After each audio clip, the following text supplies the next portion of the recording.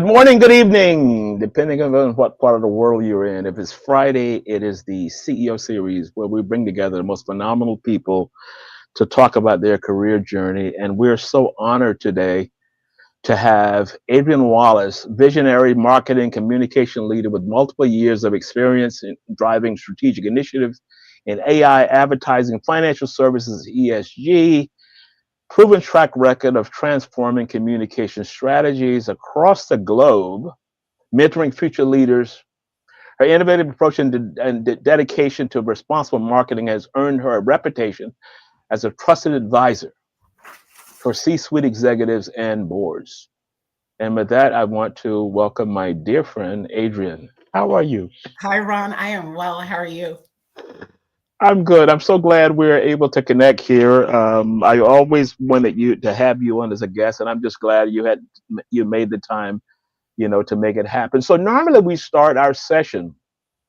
We want to get an idea of what was the journey like to go from university to global market executives. How do you build that brand to Hmm. make all of that happen? So kind of give us a quick overview of that. Um, I would say good choosing and good fortune. And Okay. so for me, it started with university. For undergraduate studies, went to Drexel University, Okay. which is primarily a 5-year university. Mm, And what's unique about it, it's got over 100-year-old cooperative work study program. okay. So effectively, that means you're in study all year, whereas other schools have 2 semesters. Drexel effectively has 3 semesters. And then the 3 months that you would not be in school, you're actually working in industry, Mm, ideally an industry that reflects the focus of your major. And you earned 3 credits for that.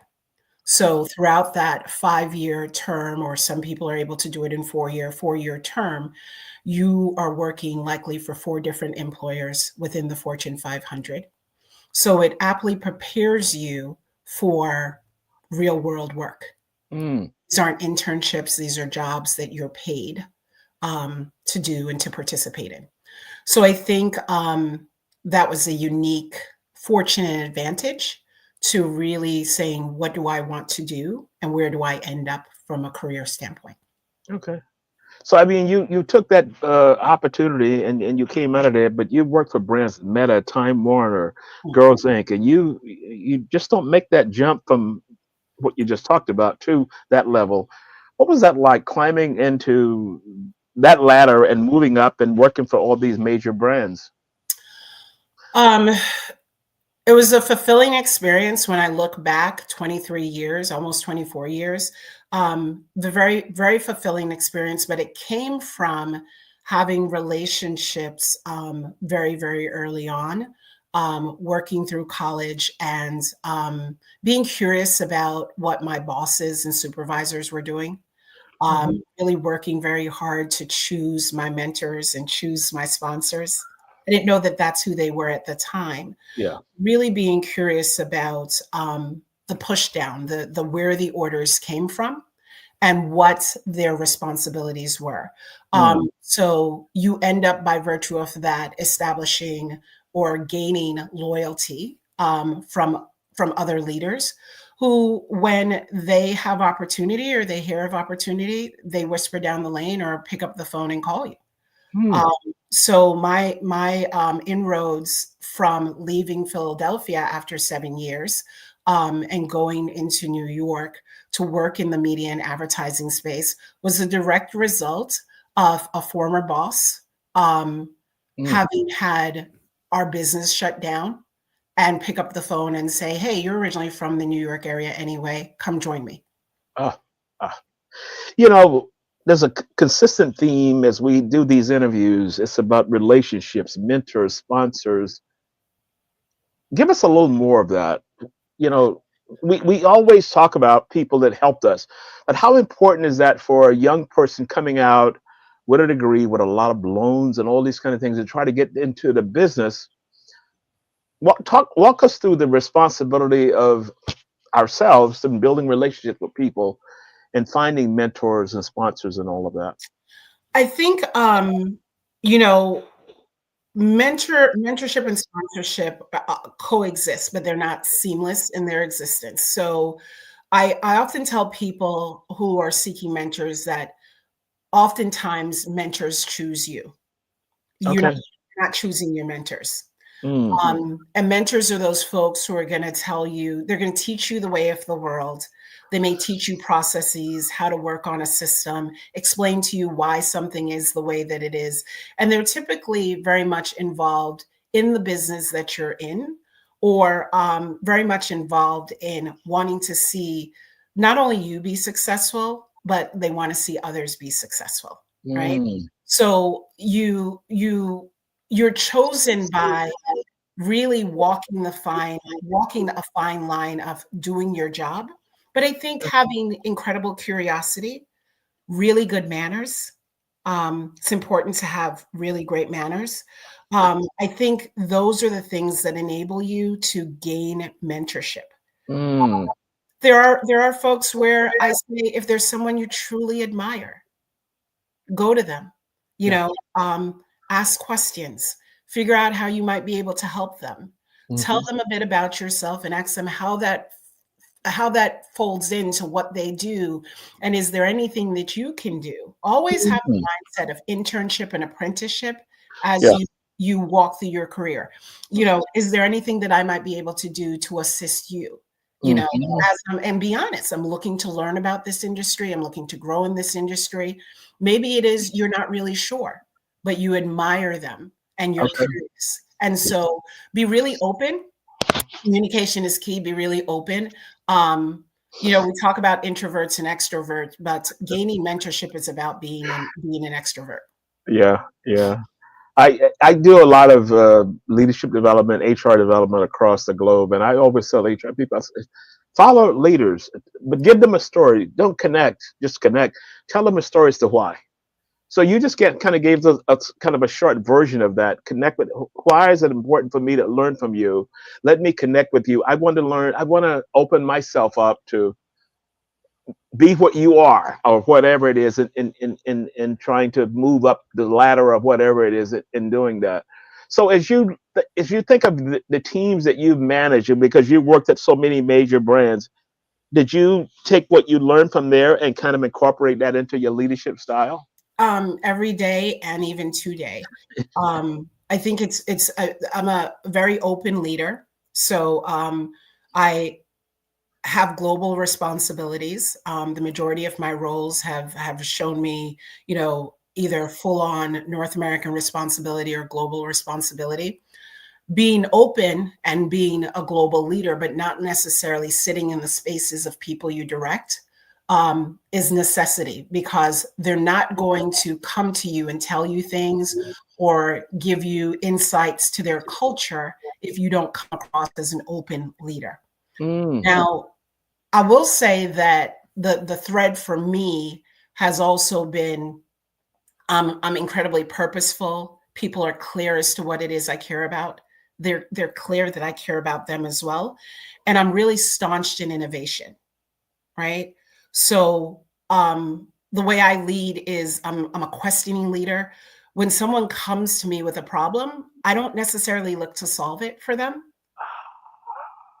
I have a tendency towards, tell me more about that. I'm excited because the curiosity, the questioning leader, coaches ask, managers direct. So you're talking about someone comes to you with a problem, maybe they didn't meet a deadline or whatever it is, but your go-to approach is questioning them, is to talk to me about that and getting more insight. How important is that I mean, technique? for people to feel like they're fulfilling their own purpose, they have to see that they themselves are solution oriented, Mm, right? That they're not just widgets in the machine. And so we're in an era where technology and human connection, those two things need to exist seamlessly, right? And it's coming at us at rapid pace. It always has been. For the past 24 years of my career, it's always been rapid pace. But I've been very, very centered on the human. centered on them knowing that their operating machine, their computer, their brain is important, but also why they feel the way they feel about the business, about what was difficult, why it is we won and why it is we failed. Mm, So that people stay human, that when I ask for the numbers, I'm asking for introspection. The yeah. data analytics is you being introspective, you Mm, understanding why, you understanding cause and effect. So as a leader, as a mentor, as a partner, um, as anything I am in the world, I want folks to understand how high a contributor they are to the effects that we have. And mm, so that's always been the approach. I think coming up in media, which is highly agnostic towards digital and how many eyes and yeah, yeah, how yeah, many, yeah, and how yeah. long those eyes and how many ears, that I've always been that way. But the one thing is the eyes and ears are connected to human beings. So Mm, lead with understanding that people deserve the opportunity to be introspective, um, that failure or success requires that in order for either to repeat. I have a partner in Dubai, Adnan Noorani, and he always mentions you talk about B2B, B2C, and he says human to human. That's it. And you mentioned a human approach to that. Oh, I have to let him know that this has been quantified from a global marketing executive and how this whole thing works. What did all that come from? I mean, what was the grounding? What was the grounding of that learning that you were able to take into corporate as you climb the ladder, the human to human approach as opposed to just business, business, business? And we have to Um, understand. so while I went to while I went to predominantly engineering school, I switched from engineering to from civil engineering to political science, international politics. Really? Yeah, so I made that switch at an engineering school because I had my eyes geared towards the law, and so I thought that that's what I would do when I went off to law school, even. But I'm I think more than anything else, there are people involved when I think about it, and I think about in my early life a sixth grade teacher who would center us all, and I now realize that she did it to each and every single one of us, but told Uh, us, took her students aside and told them, you could do anything you want to do, and if you got an 89 on a spelling test, would address not only the 11% that you didn't get, yeah. but the 89% that you did, Yes. right? And so her name is Dolores Stevens, and I think about her often. Often she comes into my mind, and I, wonder if she's still alive, and how might I find her, and how come in this technological age I can't find anything about her. And I'm super glad I haven't found an obituary, right? Oh, yeah. Okay. And I realize the impression that in that 8-month period that woman made on me and my way of being and my Oh. life. Sixth grade teacher. Mm, Um, and so for me, it's she helped form what I would call in my mind now a harmony, yeah. that you take the good, you take the bad, and that you're responsible for your why, and you're responsible to understand how you might be able to transform things, um, and that there's reasonability in missing Mm, as much as there is in winning. wow. This morning, I watched a video online of a woman who had just come out of surgery. Hmm. And there was a letter her family gave her, and it was a letter from a student that she had mentored over the years. And as she kept reading through this, all of a sudden it came to the gentleman that she was talking about, the kid that she was talking about was a surgeon who performed the surgery Wow. and Yeah. was talking about what she meant to him to become a surgeon. And only at the end, he says, I'm the surgeon. I'm going to take care of all the costs. And the two of them kind of, and she looked around the room and there he was standing there. It was so emotional in Yep. watching that. So when you talk about the imprint you have on people, so you're not teaching school, but you're bringing in younger marketing executives, new people. I want to say younger. You're bringing in newer people to marketing. So you see a role as kind of a, I have to build up. I have to be a little stern. I have to, this is my orchestra and I have to You harmonize it. harmonize. You look at people's, you don't ignore people's failings and what it is they might struggle with or what might negatively impact the due date or fulfilling the KPIs, but you really do accent people's strengths in Mm, particular, and you don't force, but you introduce people to each other. So where someone is, it's very much the seesaw effect. I yeah, used to love the seesaws when I yeah. was a kid, and it was very much about, you know, acknowledging where someone is a little bit heavier, and you have to kind of go harder to lift them.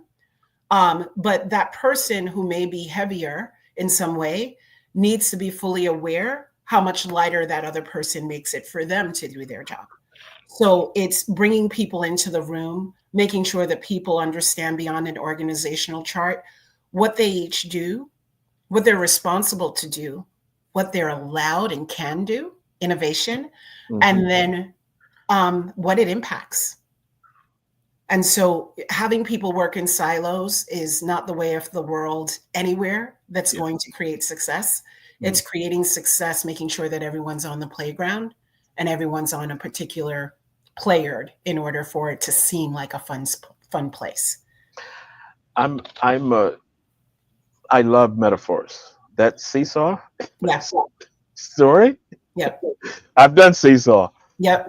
So a lot of the younger people they don't know what seesaw is, but if you've done Nope. the seesaw, They don't. Show me a playground today with a seesaw. it's not there. Yeah, it But doesn't exist. I wrote an article the other week about my first way of I don't want to get into the focus of your interview, and I'm going to lose time on this, but I wrote an article the other day about me starting out. First job was shoe shining and then working in a barbershop, a black barbershop. So you know to deal with that Mhm. for 4 to 5 years. And what I learned from that in going to out and doing other things. So I love metaphors as you're talking through that. So as you think through the trajectory you've had from university and you've worked at all these major brands, what was a significant challenge you faced in that career trajectory? Hmm. Um, and how did you overcome it? You know, it's not as smooth as we think that we think it's going to go 1, 2, 3, 4, 5 steps. I'm here. It's not that way. What was a significant challenge you faced and you were able to kind of So human to human right, seesaw, whatever? right before I met you, I was the youngest ever CEO at Girls Incorporated, Okay. right? Nonprofit, focus on social advancement of girls between the ages of 5 to 18 years. And for me, the challenge is a challenge in every industry I've ever been in thereafter. So I've been fortunate. One of the most significant challenges at Girls Inc. was where the board had a lack of relatability to the experiences of the girls that we were serving. And it was my responsibility as CEO, and I really required it, that each and every one of us were intentional advocates and good storytellers. Okay. Um, and so, I found myself kind of scripting a lot of people, be it on the board or on the staff, um, and helping them so that any initiatives that we had that say amplified the voices of young girls, that we were shaping or reshaping perceptions in the favor of Girls Inc. Mm, Well, that exists in every industry. That at every layer, every employee needs to be tutored, guided, helped to deliver their narrative, the narrative of the brand, the narrative of the company. hmm And you need a board and executive leaders who are bought into that. So if you don't have that, if you don't have, if you have folks who lack relatability, who are not bought in at the highest levels, Mm-hmm. it all falls apart, Mm. Mm. right? And that exists in business and politics and Yes. families. Yes. There's not a social system, or dare I say a political system, where that's not the case. Yeah. That you need leadership that is relatable. Mm. Mm. And so the challenge is always nurturing, convincing um, leadership um, to flex, to open themselves, to be relatable, so that the impact, the Mm. returns, the KPIs are achieved. You're angling a lot and talking through the concept that we hear storytelling. I look at storytelling as being authentic. You're telling us stories about this is what I went through, but you're kind of weaving it through when you talked about the playground and the seesaw and all these kinds of things. And then you hear the term storytelling, storytelling, storytelling. Are we just sharing how I got to be here, or are we just using that as an anchor? Or well, give us your thoughts on that. So I'm very careful with the word authentic, because sometimes you can be too authentic and get the company or the team in Yeah, trouble, right? yeah. So Little too much. Calm down. everything requires its filters, but authenticity in that, you know, come as you are, um, be clear on what it is you've been assigned to do, Hmm. be clear on what it is you're able to do. Um, be very, very open, if not lead with collaboration. Okay. And if all these things are in play, strategy comes, storytelling is smooth and efficient and effective, um, and gains the conversions that you want. Hmm. So, um, it's people not only telling, it's not only stories of resilience, but it's stories of, you know, I didn't have to do anything to get this. Okay. It's those stories too, Hmm. right? Hmm. So I think oftentimes we're looking for storytelling to be exactly that. Like, Yeah. um, there's a loss, or there's a pursuit and there's a win, or there's a pursuit and there's a loss. But sometimes it's just about the win. Mm. Um, it's not always about what's difficult. It's it's sometimes just about the win, but being able to tell that in a way that it creates an inclusive environment for people. Mm. People want to listen to it, where they feel that they can thrive, and they feel that the accountabilities that you've laid on them are reasonable. Hmm. So Hmm. telling our stories is about, more than anything else, more than authenticity, being honest, Yeah. right? As leaders, we have to know where the filters need to exist. We primarily have to protect our teams. So we have to be discerning Mm. in our storytelling. Whoa. You just gave us a master class. you know, on storytelling. And you know what?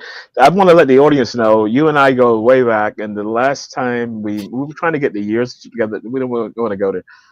But we had lunch. We had lunch or coffee around Park Avenue someplace Yeah, years and years ago. And we've always kept in touch. So I use that to say, and I'm telling these stories because of the fact it's important to build relationships with people. You and I've always stayed in connection through years and years and years of changing and all the things we're doing, but we've always stayed connected. you're one of those leaders, like many. I think I'm blessed in that regard, where whether I've worked with that leader, or met that leader in a trade conference, or we sat on the same panel or something like that, that is easy to love. Ah, And leaders need to develop the consciousness of, A, first, do I love myself? okay. And B, am I easy to love? Oh, Because leaders who are easy to love are the leaders who can push forward accountability, can move and push forward innovation in any environment where people freely feel like they can be creative yeah, and honor the guardrails, yeah. right? Hmm. And where people will work extra hard for that company, that team to win. Okay. So, you're awful lovable, so, Oh, you stick like glue. I've got to put that in my bio. It's awful lovable. I love that. So Yeah. here's a thought. If you were speaking to a conference of C-suite audience, Yep. what would be your grounding themes as you walk them through as to how to connect with the workforce, leadership, or whatever it would be? Everyone comes from something, namely a family. So don't be reluctant, no matter the size, to talk about family because that is connective tissue for us all. Everyone was once a child. So share with me a childhood story of yours, Oh, especially one that allowed you to learn. Be transparent in that.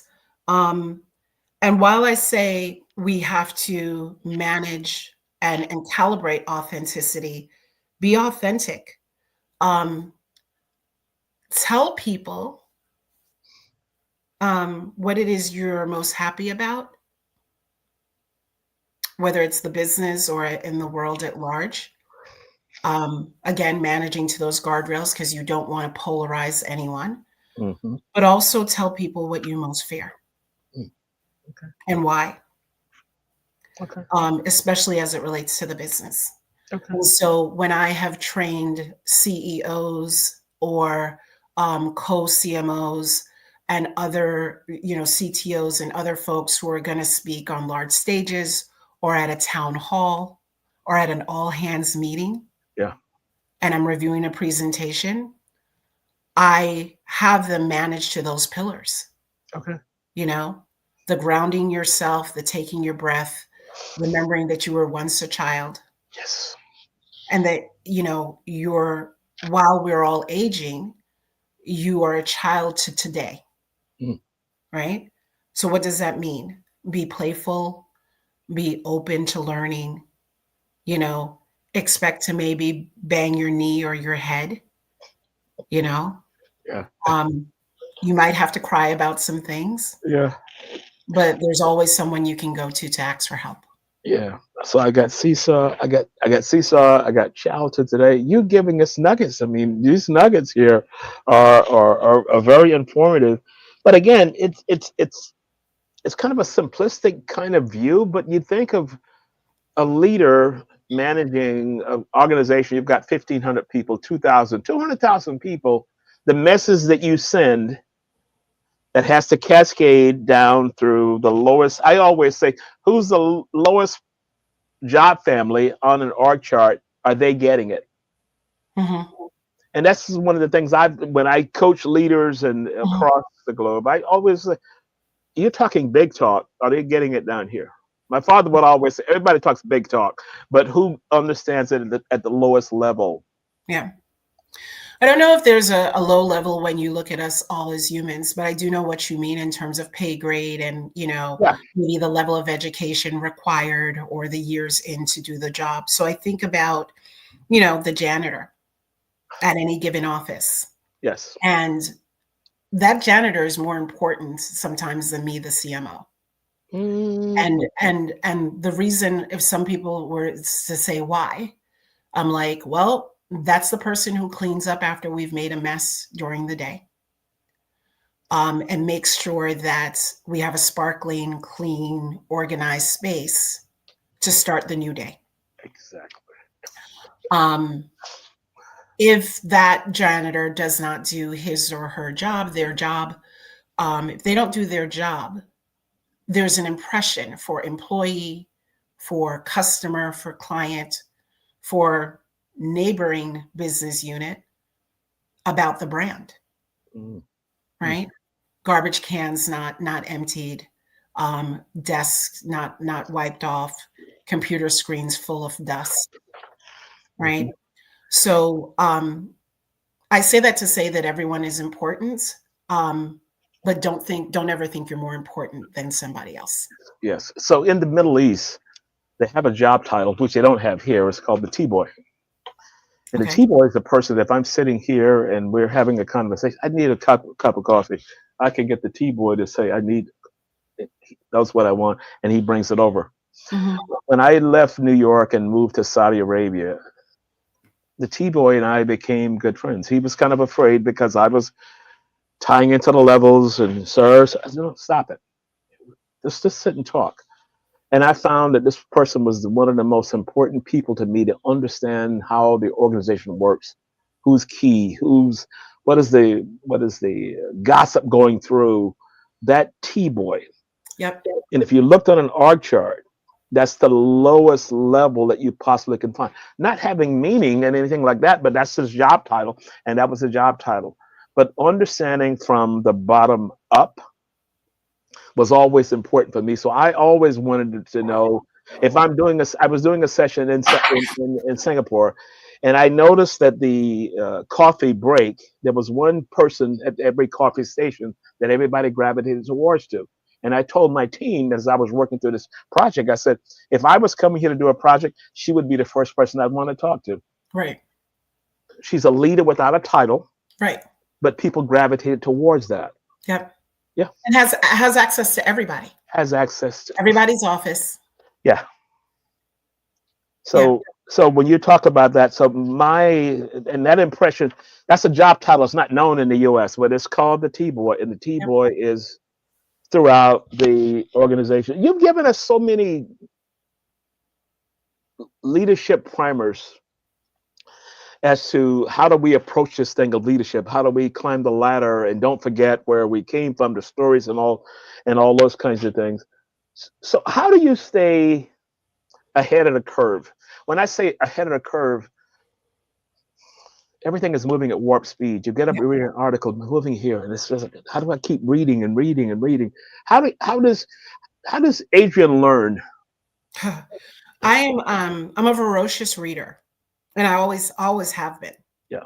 Um, so the traditional way of reading, and I'm reading right now, funny enough, a book on leadership. It's Call Sign Chaos Okay. is the book by an author, Jim Mathis.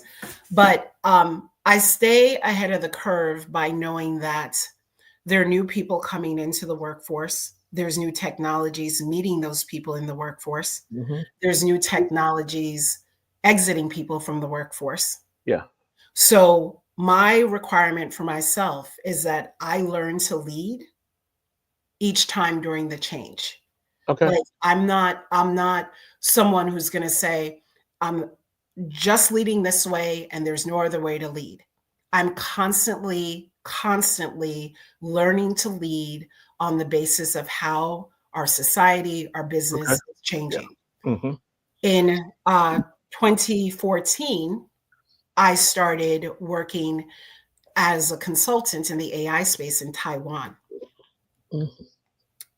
Um, so, in working in the AI space in Taiwan, I could see things coming down the pike. I started reading books about that very early on. It took a while for the US to really start talking about it, US businesses to start integrating it, and then US businesses to have real concern. And now the warp speed is because everyone's in euphoria Yeah. and concerned and fearful. Hmm. And so I stay ahead by investing in myself. I just finished in October Cornell um, studying marketing AI. So, marketing the actual AI technology. How do you market that into organizations if Hmm. you work for an AI entity or an entity that creates AI? But also the strategy and integration Oh, okay. and the strategy for integration of AI. Hmm. Hmm. So understanding and appreciating the data analytics, where they're going, what they may or may not need, and then trying to balance all of that with with understanding how biased this technology can be. Yes. Yes. It's both a daunting and exciting time, and I Mm. think that AI can be an equalizer. Hmm. One of the questions I ask leaders when we're whatever kind of project we're working on, I'll always have, so tell me an interesting article you read. How did that impact you? What does your learning style look like? And sometimes I get this blank look. And that blank look for me comes to say, I've already reached this level. I don't need to go back and do this because I'm at the mountaintop. I'm at the top of the pyramid. And I'm like, no, dude, you have to, this is when it really starts. Yeah, yeah. I think I love that. I love that analogy as well, and the visual that it creates for me, because once we think we're at the mountaintop, but new people and new technologies being piled upon us.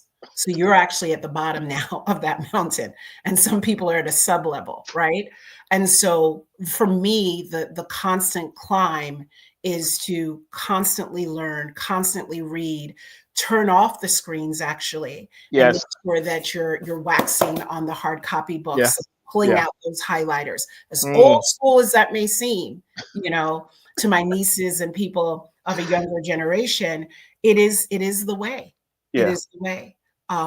Keeps my brain fresh and alert, and provide some validation when you see that the way that you may think or some of the things that you believe is creative and unique to you, that other Mm, people are thinking in that way and leading in mm, that way as well. mhm, So mhm, it mhm. creates a humanity more than anything else. Yeah, that consistent learning. I logged in this morning, and there was two articles I've already put aside, and I tend to want to read from paper.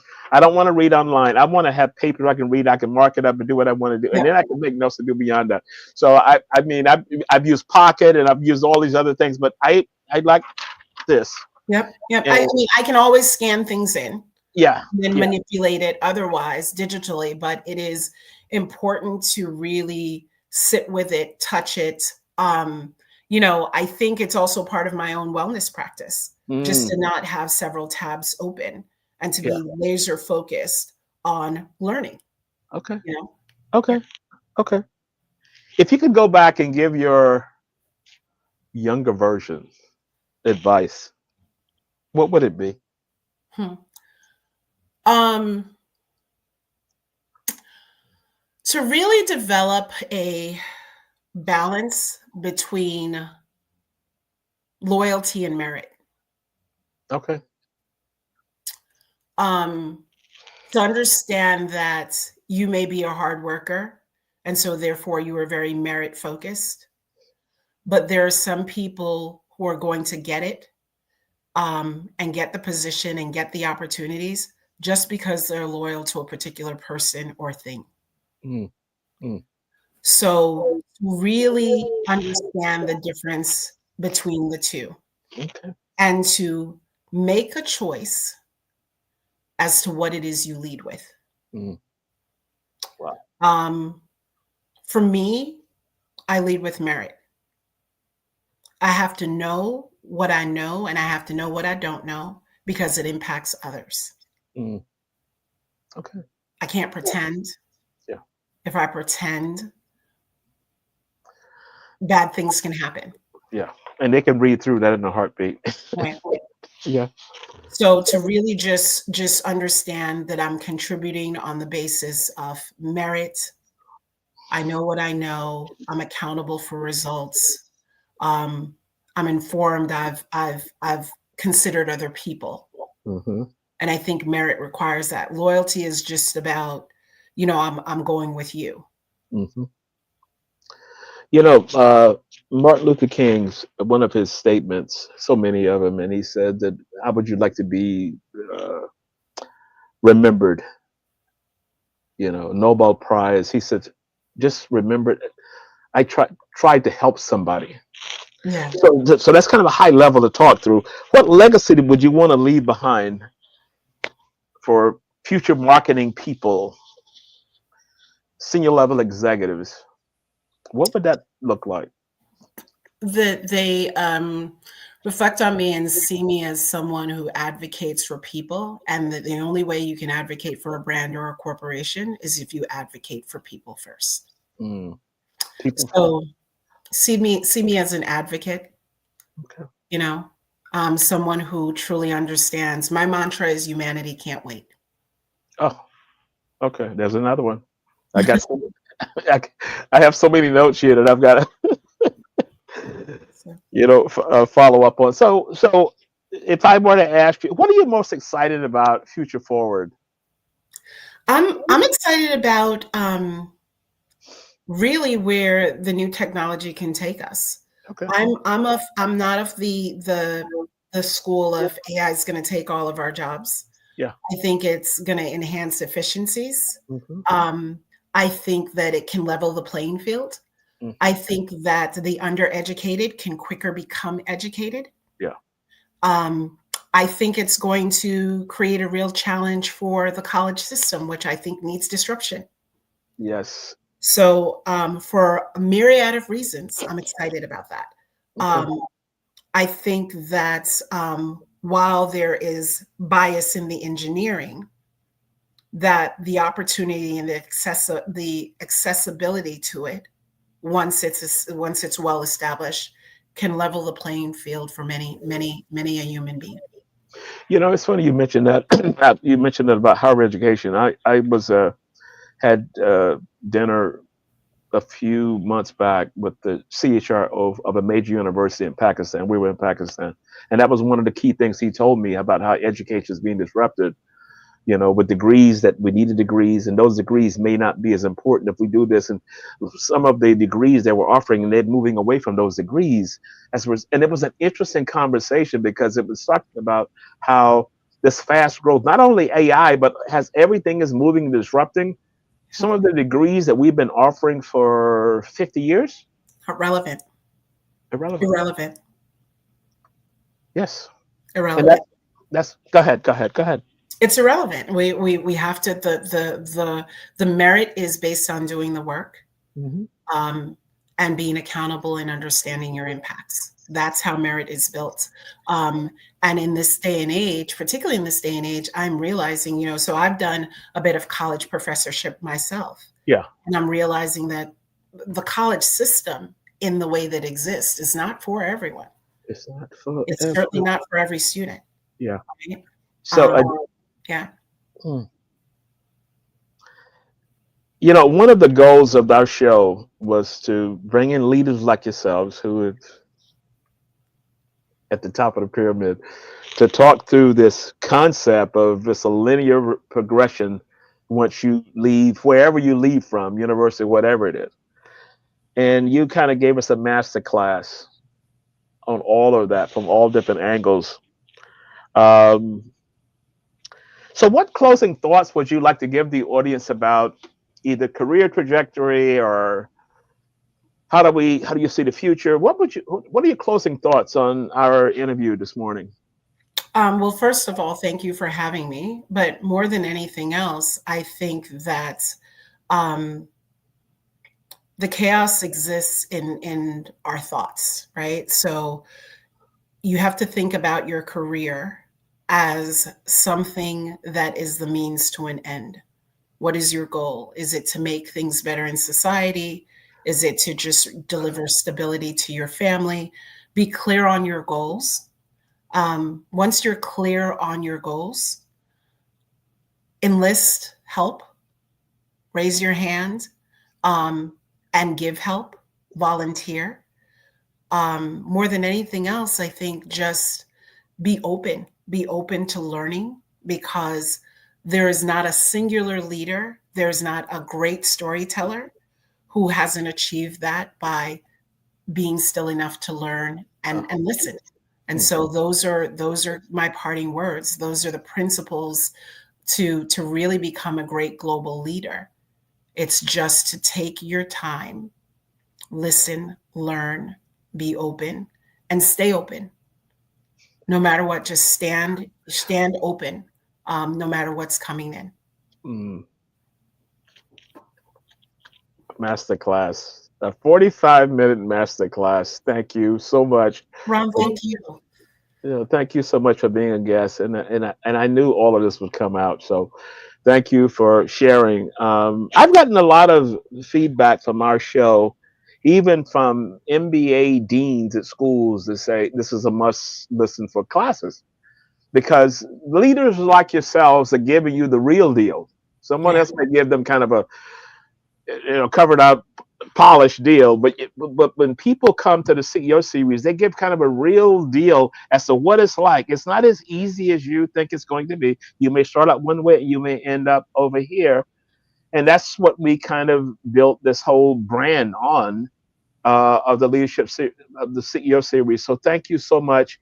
I want you to hang on so you and I can talk offline. And thank you for being a guest. For people that's listening in, and I want to do a quick shout out to Peter Piccinini, who's always listening in on Friday morning. Hasham says very actionable advice from both of you. Thank you so much for that. So thank you, everyone. Subscribe, listen, comment, share it with your friends. We're going to be trying to build a base for the real world of what it's like. So thank you so much. Hold on as we close out. Take the CEO series with you anywhere, anytime. All episodes are now available on Apple Podcasts, Spotify, and major streaming platforms. It's not just an interview. It's a masterclass in leadership.